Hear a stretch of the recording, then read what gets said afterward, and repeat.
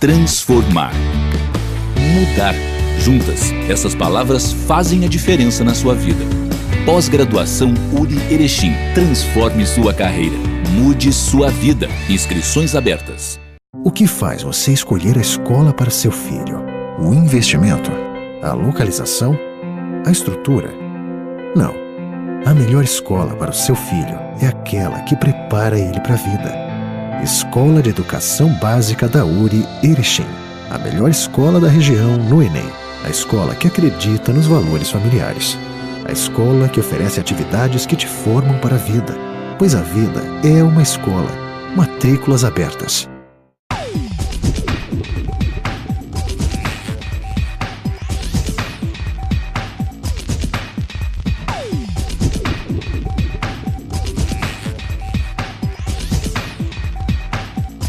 Olá, tudo bem? O programa de hoje conta com a presença de representantes do Conselho Regional de Farmácia, a Viviane Durigon, presidente da Comissão Assessoria ou Comissão Assessora de Saúde Pública do CRF, e Everton Borges, assessor de Relações Institucionais do Conselho. Nós fizemos o convite por várias razões, mas a principal delas é de que a área da farmácia continua sendo uma das profissões que mais gera emprego formal no país. E nós temos o curso de farmácia aqui na URI Erechim. Segundo pesquisa divulgada pela revista Exame e outros veículos, a farmácia está em terceiro lugar entre as 15 profissões que mais geram empregos formais no país. Bem-vindos então ao nosso programa, né? Satisfação, eu sei que vocês estão realizando um trabalho aqui na cidade, aqui e outras cidades do estado. O que os trazem à cidade nesse momento? Bom dia, Ademar. Bom dia, Fernanda. Bom dia, Viviane. Bom, nós estamos hoje aqui em Erechim numa atividade do Conselho Regional de Farmácia com as coordenadorias de saúde aqui, né? A 6ª CRS e a 11ª. O objetivo aqui é trazer informações, trocar informações com os farmacêuticos que atuam na assistência farmacêutica dos municípios dessas regiões. O Conselho, então, traz alguns palestrantes, traz algumas dinâmicas, inclusive, com esses farmacêuticos, sempre com esse objetivo, a gente promover, evoluir, ampliar a assistência farmacêutica que os municípios têm a obrigação, né, junto aos seus pacientes, aos seus usuários, os cidadãos aí que residem nesses municípios dessa região. O Conselho hoje especificamente está aqui para esse encontro, mas na verdade é um Conselho que é muito próximo dos cursos, dos acadêmicos ao longo dos anos e a gente sempre vê iniciativas e uma participação ativa dos conselhos nas universidades, levando para os futuros profissionais a importância disso desde a academia, não simplesmente depois da formatura ou quando inicia a vida profissional, de estar correlacionado. Então, essa é uma prática que já vem de muito tempo do Conselho. Exato. O Conselho de Farmácia, assim como todos os conselhos, eles têm uma atribuição de fiscalizarem as profissões respectivas, né? Então, essa é a função principal de um conselho. Em paralelo a essa atribuição, os conselhos, de uma maneira geral, mas em especial o Conselho Regional de Farmácia, desenvolve atividades de capacitação, né, de aprimoramento da profissão. Nós costumamos informar a todos que o Conselho Regional de Farmácia mantém uma fiscalização muito ativa. Em paralelo, nós temos ações colaborativas e propositivas, né? Inclusive, hoje nós estamos em uma atividade dessas, né? Para vocês terem uma ideia, no ano passado, o Conselho Regional de Farmácia desenvolveu mais de 20 mil ações de fiscalização aqui no estado. Esse ano nós devemos chegar às 28 mil inspeções nos estabelecimentos farmacêuticos. Então é um conselho que fiscaliza muito para garantir para a sociedade o exercício profissional de uma forma adequada, que esses profissionais ofereçam produtos e serviços que a população possa consumir com segurança. Nós estamos falando em oportunidades de trabalho, empregos formais, então me parece que o conselho também é uma boa fonte de empregabilidade. Exato, né? Assim como a Viviane, que trabalha no Sistema Único de Saúde, né? Nós temos mais de 130 atividades regulamentadas para os farmacêuticos. O que nos diferencia, em certa medida, é que nós temos uma atividade que é privativa, que somente os farmacêuticos podem exercer, que são as atividades relacionadas aos medicamentos. a indústria, o transporte, a distribuição e na parte final aqui que é a dispensação nas farmácias e drogarias, né? Sejam elas de manipulação ou sejam elas as que entregam, fornecem, dispensam os medicamentos industrializados. Então essa área privativa, somente os farmacêuticos podem responder tecnicamente, é uma área em franco crescimento, já que saúde é uma das principais áreas que toda a população precisa ter acesso e está sempre sendo demandado, né? Só para salientar, né, Fernanda, a farmácia é a terceira que mais gera empregos formais no país. Com certeza. E, Viviane, qual é o papel do farmacêutico? Você, especificamente, como presidente da Comissão Assessora de Saúde Pública, o que a gente tem percebido? Qual o papel do farmacêutico também nesse espaço? O farmacêutico dentro do SUS, ele também está ganhando muito espaço, né? Em específico nas farmácias, nas prefeituras, né? O farmacêutico pode trabalhar na vigilância sanitária, também pode trabalhar na gestão, né, desenvolvendo a política da assistência farmacêutica nos municípios e trabalhar junto com a equipe multiprofissional no acompanhamento dos usuários em relação ao uso dos medicamentos que o SUS fornece. Né, então é uma área que está em franco crescimento. Aqui no estado, né, de 2012 para cá, a gente praticamente dobrou o número de farmacêuticos que trabalham no Sistema Único de Saúde e a gente tem uma gama muito grande de medicamentos que o SUS fornece, né, e muita demanda também do atendimento clínico do farmacêutico, né, para que o farmacêutico consiga trabalhar dentro da equipe multiprofissional e com os usuários, né, a questão do uso do medicamento, o uso correto, a guarda correta, a conciliação dos medicamentos, principalmente para aquelas pessoas que usam, né, mais de 3, 4, 5 medicamentos, né. Então é isso que a gente está trazendo hoje, né, aqui em Erechim. Conversar com esses profissionais que estão inseridos dentro do SUS, né, as várias práticas farmacêuticas que podem ser executadas, né, nas prefeituras. Dentro dessa realidade de empregabilidade, ainda volto ao assunto, o mercado então tem se constituído bastante atrativo. Isso em função também da atuação do Conselho, da qualificação das faculdades, existe muita gente trabalhando para isso, né? Como eu já falei, o Conselho tem uma atribuição de fiscalizar a profissão, ou seja, principalmente nessa área privativa, né? Essa área que envolve os medicamentos, que vai desde a indústria, transporte, distribuição, importação, exportação, farmácia de manipulação, farmácias, drogarias, que a gente chama também, elas obrigatoriamente têm que ter um farmacêutico responsável técnico. Como o Conselho fiscaliza isso, e fiscaliza muito, há sempre a exigência de todas as empresas envolvidas com o segmento apresentarem farmacêuticos regularizados junto ao Conselho. Então, com certeza, o Conselho fiscalizando muito, exigindo a presença efetiva desses farmacêuticos, torna essas empresas coloca para as empresas que elas apresentem de fato as contratações de farmacêuticos. Em paralelo a esse segmento da área comercial, da área de medicamentos, dentro dessa área do Sistema Único de Saúde também nós estamos trabalhando ativamente, porque o Conselho também fiscaliza as prefeituras, também enquadra as farmácias públicas, né, exigindo farmacêuticos. E aí nós temos também os concursos públicos, né, para o SUS. Então hoje, para vocês terem uma ideia, nós temos 56 municípios no estado que ainda não tem nenhum farmacêutico na farmácia pública, dos 497 municípios. Então, o Conselho também atua nessa esfera, exigindo que os municípios contratem farmacêuticos. Muitas vezes esses contratos, a melhor forma de contratação é o concurso público, mas em algumas situações ainda podem ter contratos emergenciais, né, outras situações que são permitidas pela legislação. Mas então, além dessa parte de contratação pela CLT, nós também temos essa outra área que é a área pública, né? Como a Viviane colocou, dentro do SUS o farmacêutico pode atuar não só na vigilância sanitária, não só na assistência farmacêutica, mas os laboratórios também públicos, né? As análises clínicas são também atribuições dos farmacêuticos, não são privativas, envolvem biomédicos e médicos, mas para vocês terem uma ideia, no Rio Grande do Sul nós temos mais de 1.000 laboratórios de análises clínicas, 80% são de farmacêuticos, né? Então, os farmacêuticos também estão muito atuantes, né, nesse segmento das análises clínicas, que também é um segmento que contrata não só farmacêuticos, né, mas principalmente farmacêuticos.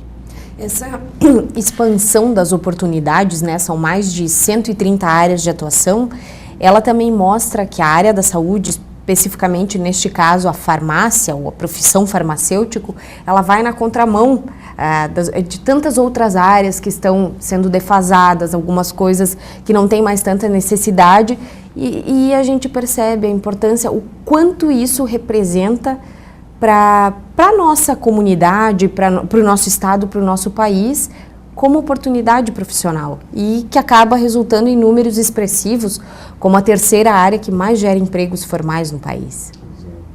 O que eu posso dizer é que uma profissão ela existe para atender uma necessidade da sociedade. E essas necessidades estão em franca atualização, né? Então, nós estamos hoje com uma tecnologia muito presente, inclusive o Conselho se preocupa muito em avaliar os impactos que a tecnologia traz para a profissão. Então, nós estamos vendo algumas mudanças assim bem rápidas hoje na área da saúde como um todo. Então, nós temos que também procurar adaptar a profissão para essas mudanças que estão surgindo. E isso se faz com a percepção das oportunidades. Então, por isso que nós temos hoje mais de 130 atividades regulamentadas, né? As mais recentes, por exemplo, é a atividade de farmacêutico na perfusão extracorpórea, dentro de blocos cirúrgicos, né? Então, nós regulamentamos o farmacêutico, também não são atividades privativas, outros profissionais atuam, mas o profissional farmacêutico também está apto, né, buscando a competência devida para exercer essa atividade. Então, existem novas oportunidades surgindo e o sistema Conselho Federal, Conselhos Regionais está sempre atento para regulamentar isso, né? Para trazer limite de acordo com a competência na formação do profissional. Por isso que existe essa interação também com a academia, né? A academia também precisa buscar uma adequação para essas necessidades da sociedade. Que esse farmacêutico, por exemplo, hoje, nós estamos muito focados na farmácia clínica. Nós estamos dando esse passo além do fornecimento, da entrega. É um trabalho de acompanhamento do paciente. O que nós colocamos hoje lá, né, Viviane, nesse evento aqui na URI, que não basta colocarmos o produto, o medicamento na mão do paciente. Esse produto tem que ser efetivo, tem que resolver o produto. Então, vocês imaginem que uma pessoa vai lá na farmácia do município, recebe lá uma sacolinha com 5 blisters, lá que a farmácia abre a caixinha, entrega na mão dela 5 blisters, todos eles ali branquinhos, comprimido é branco, azul, amarelinho, a pessoa vai para casa, mistura aquilo tudo e já vai usar de forma totalmente inadequada. Então, fornecer o medicamento não é suficiente, essa pessoa tem que ter o entendimento daquilo que ela está recebendo, tem que saber como armazenar, como utilizar, prevendo os efeitos adversos para corrigir. É muito comum a gente receber o medicamento, começar a utilizar no primeiro efeito adverso, abandono o tratamento. Isso é bastante comum. A Viviane pode colocar para a gente também essa experiência dentro do SUS, como isso tem impacto também para a gente, né? A questão da adesão do tratamento, né, Viviane? Sim, cada vez mais, né, nós temos pesquisas na área mostrando que o simples acesso aos medicamentos não garante, né, a efetiva melhora da condição clínica da pessoa. Né, a pessoa só ter o acesso e não saber como usar e não saber identificar alguns problemas relacionados com o uso do medicamento podem, né, além de onerar os sistemas de saúde, porque aquela pessoa não vai melhorar a sua condição clínica, também, né, piorar a condição, né? Então, a gente trabalha muito dentro da saúde pública a questão da organização dos serviços da assistência farmacêutica para que eles não sejam mais voltados para simples entrega. E por isso que o farmacêutico tem que estar inserido, né, nas prefeituras. Vou pegar a fala de um outro colega que diz que nós somos uma tecnologia em saúde, porque o farmacêutico vai atuar junto com o profissional, né, a questão dos medicamentos que podem ser fornecidos, né, de garantir que aquele medicamento chegue para o paciente, e também essa outra questão, né, do uso adequado, né, racionalizar o uso do medicamento, que a pessoa receba o medicamento que ela precisa, na quantidade que ela precisa, pelo tempo que ela precisa, né, e ao menor custo para ela e para a comunidade. Então, é isso que a gente trabalha muito, né, na saúde pública, e a gente tem muito também o que avançar, né? Me parece que isso, aproveitando o gancho do que tu está falando, é a importância de conscientizar as pessoas da forma correta de consumir os remédios, ou mesmo que não sejam químicos, porque as pessoas misturam, confundem, e as pessoas às vezes não entendem, eu atrasei 1 hora, ou adiantei 1 hora, esqueci hoje, isso pode trazer consequências sérias. Pode trazer uma internação. E conclusão errônea com relação, não está fazendo efeito o remédio. Exatamente. Então, por isso o trabalho do farmacêutico.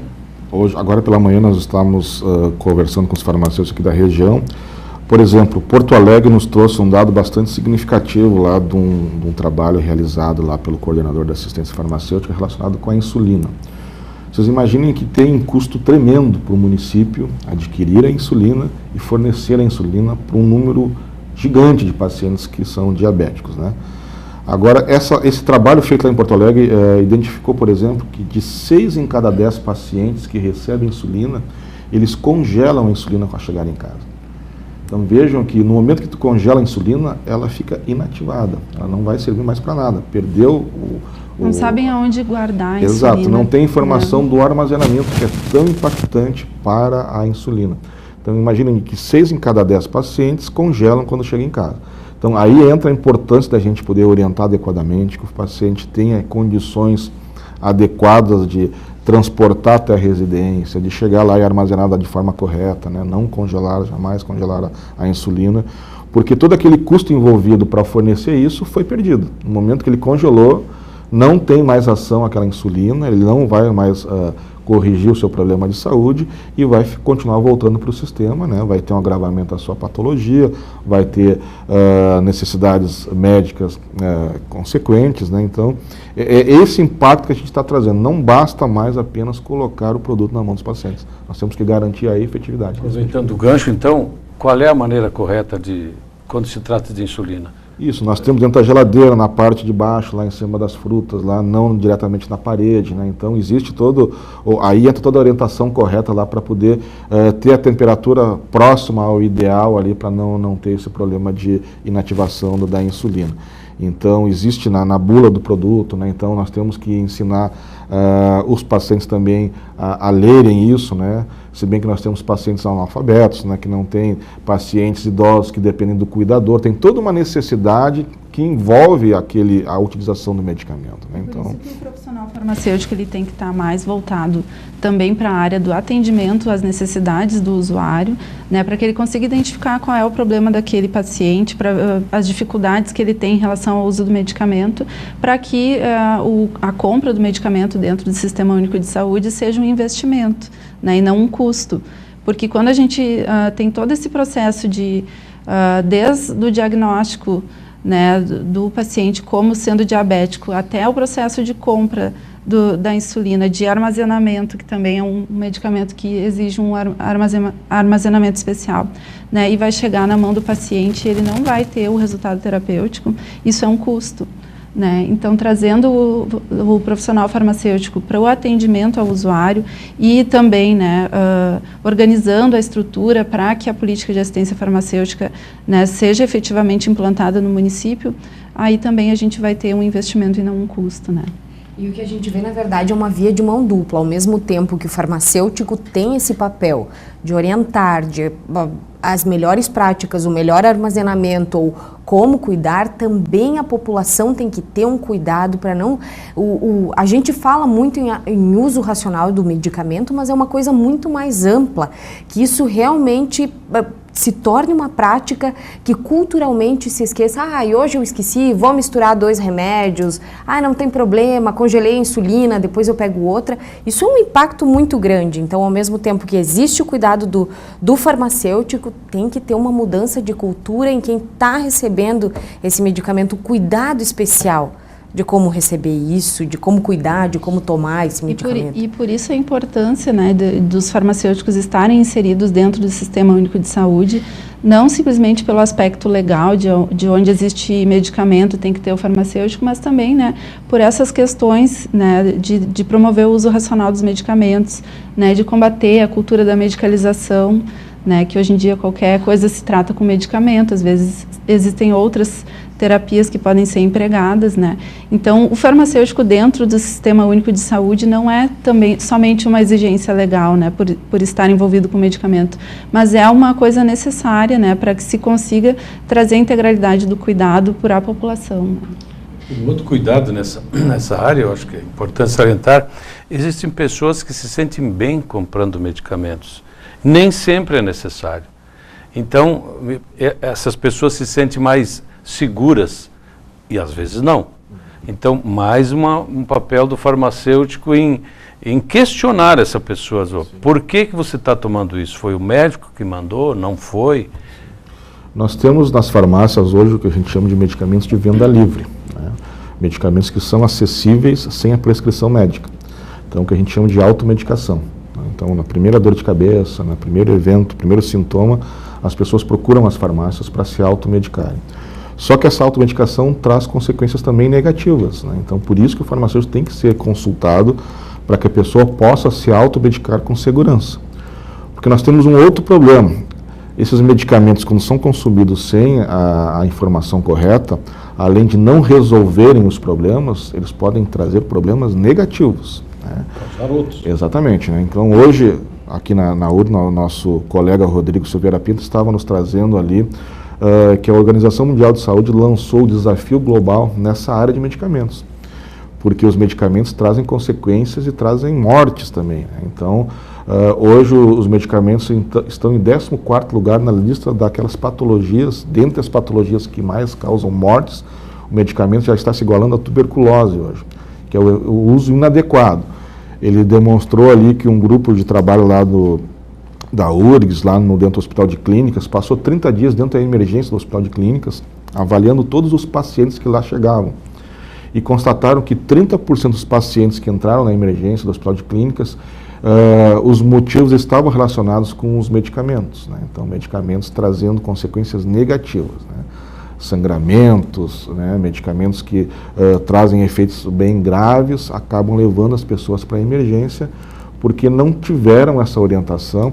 Esse desafio global definiu 3 ações básicas, que é conhecer o medicamento, checar o uso desse medicamento e perguntar se está usando adequadamente, que o profissional da saúde se envolva, não só o farmacêutico, mas como o médico, né, os enfermeiros, todos os profissionais hoje envolvidos com a prescrição, com a dispensação e com a administração de medicamentos. Nessas 3 áreas nós podemos ter problemas, né? O médico pode prescrever com algum tipo de inconsistência, o farmacêutico pode dispensar com algum tipo de problema e o enfermeiro pode administrar também com algum tipo de intercorrência ali que levam a problemas e não soluções. Né? E acaba que por muitas vezes a gente pode mascarar uma doença mais grave pela primeira ou a segunda ou a terceira, é só uma dor de cabeça. E o nosso organismo pode estar identificando, mostrando algum problema e a gente acaba mascarando. É por isso que nós falamos da farmácia clínica hoje, né? Dentro dessa área de contratações também, né, de farmacêuticos, nós temos hoje mais de 1.500 salas ou consultórios farmacêuticos nessas farmácias comerciais, onde os farmacêuticos começam a oferecer esses serviços de acompanhamento. Um deles é esse, né, de auxiliar a pessoa a se automedicar, por exemplo. Numa dor de cabeça, o farmacêutico pode estar avaliando se realmente aquilo ali é necessário algum medicamento ou não, ou se o farmacêutico vai orientar a pessoa a buscar um diagnóstico médico, né, uma unidade de saúde, que tem pessoas que estão passando lá 30 dias se automedicando lá com um medicamento e tem um problema grave por trás. Né? Então o farmacêutico tem que estar atento a isso. Esse consumo inadequado está mascarando uma doença importante e precisa ser orientado a buscar um serviço de diagnóstico adequado. Bom, nós estamos encerrando o nosso programa, mas eu gostaria de fazer um último questionamento. Nós estamos falando de necessidade de comprar medicamentos, pessoas que se sentem bem em comprar bastante medicamento e muitos desses medicamentos ficam na prateleira lá tomando espaço, né, e energia da casa. Então, e acabam vencendo e não se dão conta de como se descarta e um medicamento vencido pode causar também transtornos. Então, como descartar o medicamento? Leva-se de volta para a farmácia? Como fazer isso? Nós estamos ainda em construção de uma legislação que torne obrigatório as farmácias a receberem os medicamentos vencidos, né?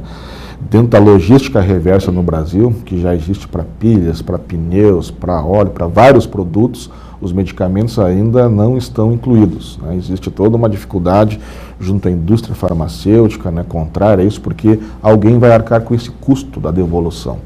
Hoje nós temos algumas iniciativas de algumas redes de farmácia que fazem isso de forma voluntária. As próprias unidades básicas de saúde também têm a obrigação de receber aquilo que elas estão fornecendo. O problema é que quando a pessoa chega na sua residência, ela mistura, não se sabe mais se ela adquiriu, recebeu na farmácia pública ou se ela comprou numa farmácia comercial. Então hoje existem algumas iniciativas, mas o fato é esse. Terminantemente é proibido descartar medicamentos no vaso sanitário na pia, porque além do impacto ambiental que isso pode causar, né, indo parar no lençol freático, por exemplo, no momento que o medicamento vence, ele é tratado como resíduo químico, né, como tal, ele pode acarretar importantes consequências ao meio ambiente também. Né. Ok. Faço um agradecimento especial nesse momento aos farmacêuticos Viviane Durigon e Everton Borges, do Conselho Regional de Farmácias, que nos brindaram com essas importantes informações no programa de hoje. Grato pela atenção de vocês e, mais uma vez, grato pela atenção dos nossos telespectadores. Grato também a Fernanda, que está aqui conosco de volta de férias. Até a semana que vem.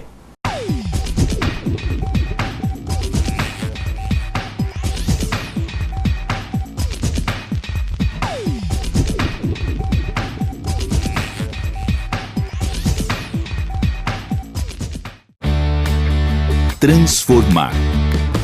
Mudar. Juntas, essas palavras fazem a diferença na sua vida. Pós-graduação URI Erechim. Transforme sua carreira. Mude sua vida. Inscrições abertas. O que faz você escolher a escola para seu filho? O investimento? A localização? A estrutura? Não. A melhor escola para o seu filho é aquela que prepara ele para a vida. Escola de Educação Básica da URI Erechim. A melhor escola da região no Enem. A escola que acredita nos valores familiares. A escola que oferece atividades que te formam para a vida. Pois a vida é uma escola. Matrículas abertas.